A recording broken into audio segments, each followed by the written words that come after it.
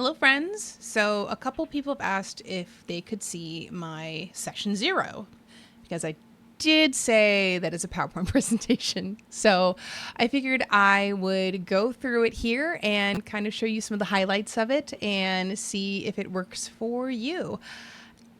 Let's see what happens.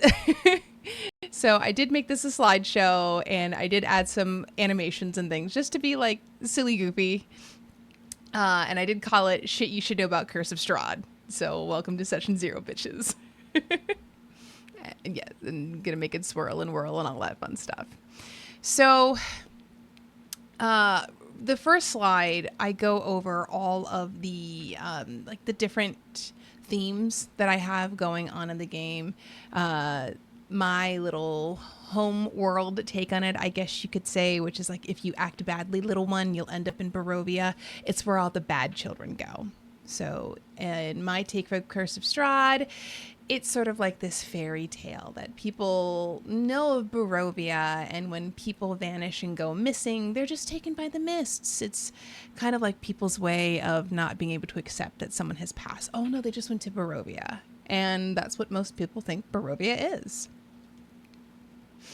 So then this is when I talk about the actual setting of the game. And I say it is a gothic horror campaign, and then all of the themes that will be touched on. So we have all of the different themes. You'll see, I'm going to have it up on the screen here.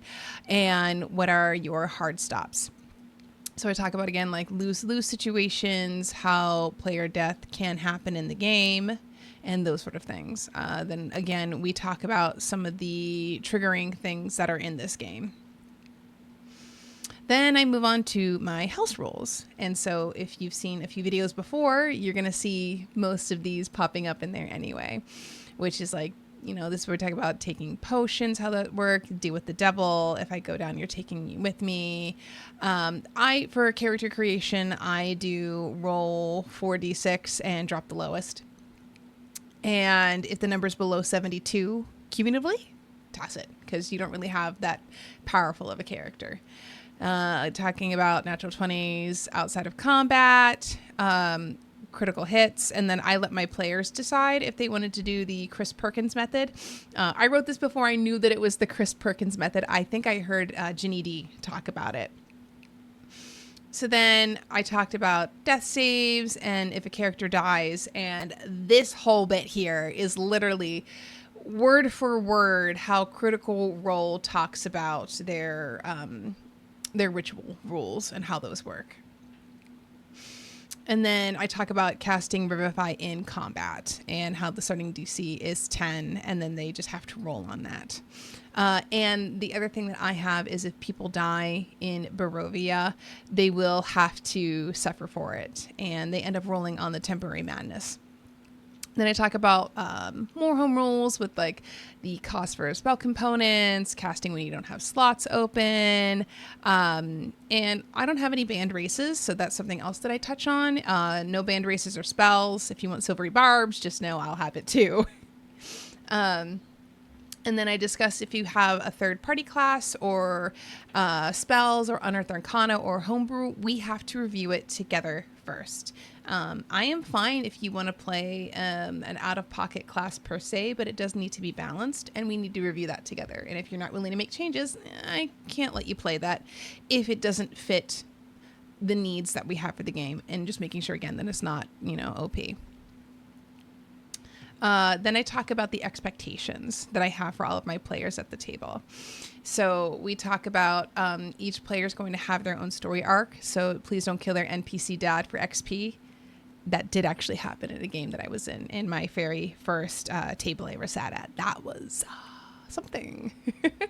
I talk about how I want my players to role play. It doesn't need to be amazing, but I do want them to interact with everybody at the table, and how I don't need people to do voices for their characters, but I do encourage them to try.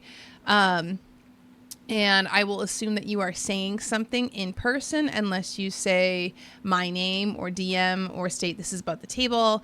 Our players have taken, I believe at Dimension 20, the fingers and pointing up when they want to say something about the table or have a question, which is really useful if you're using cameras, if you're not playing in person. And then I will always address your PC by their name and pronouns when we are playing the game. And then I will address the player as their name and pronouns when I want to address the player specifically and not the character. And then just if you're going to miss the game, like, please tell me in advance, and understanding, like, it happens if you have to miss a game. I totally get that, but just the more heads up, the better. Then I use milestone leveling. I expect you to take notes. I award inspiration for session recaps, and you just can't recap twice in a row. So, like, you can't get all of the inspiration. And then I talk about how I record the audio for my sessions to let everybody know I'm not putting it out as a podcast or anything like that. It's just so I can remember the voices that I do for characters. These are my living notes. And then also, if somebody does have to miss the session, they can just listen to it. And that way they're not feeling left out when someone's doing a recap, that they too get to have those really, really cool moments that sometimes you just kind of love to listen back on. And then I talk about the different safety tools that I use. So the biggest one is the color system with, like, the green, yellow, and red, and then Discord messages. So I always will have my Discord open. I'm very fortunate that I have 3 different monitors that I have going. So one monitor is completely dedicated to Discord and making sure that the messages are open. Now, we do play through Discord anyway, especially with our video. But I always have the tab open on the side so I can see if I have individual messages or anything like that coming through. And I remind the characters that player agency is really, really, really important to me. This is your story. I'm just the one that's directing it. Then I talk about alignments. I'm not huge on alignments and, like, it being the end all be all for your character. Just the only one that I'm not okay with is chaotic evil, because I feel like chaotic evil is what a lot of chaotic stupid players play. They just do shit to make things happen and to cause problems, versus you can be a lawful evil character, even a lawful neutral or a evil neutral character. That's fine, as long as I have a reason to be with the party and it's justified. I'm fine with that. I also love the idea of your character maybe starting out as evil and going on this incredible arc, or starting out good and going on another incredible arc. It's Barovia. Like, you're not going to be the same. And again, I talk about with my alignment, like, a good person can do very bad things and a bad person can do very good things. So alignment can just keep you in a box. I do allow PvP, which might be a hot take, but it's only under certain circumstances. And it could be something that is quickly discussed before it happens. And sometimes that means we might need a break. So that could be like, if your characters have been going at it for a while, you can say above the table, if you continue to do this, my character is probably going to want to punch you. You can do that. That's all I need as a heads up. And that tells the other player either they understand what's going to happen next if they continue that behavior, you know, their characters continue that, or it tells them real quick, pull back, you're taking it too far. I have also been a person that's done PvP because my character was hurt immensely by another character at the table, and it made total sense for them. But again, we were very comfortable with that and understood PvP could happen. Then we have romance. I have a whole tab on romance. And I don't have a problem with romance in the game. I encourage it. I am fine with NPC PC romance, which I feel is where, if most people have never done romance before, that's usually where they start, because it's the most comfortable, because I am the DM. I'm the one that makes the characters. They're not romancing another player at the table. But we always discuss what levels of romance people are comfortable with. And I am always a fade to black person. We're not going to have you roll a performance check unless you literally ask to do it. And it's not all the time. It's usually just for the sake of being silly. PC romance is totally fine, but I need to make sure that both players have communicated that they are open to doing that, versus one person pursuing the other and they're not comfortable with that. So I need verification from both players that they have discussed this, they're okay with that, and they are both consenting to it. As long as I know that, then I'm fine with letting a romance progress at the table. But I will never, ever, ever force a romance with an NPC, or if, PC, I'm never going to do anything that's going to really force that together.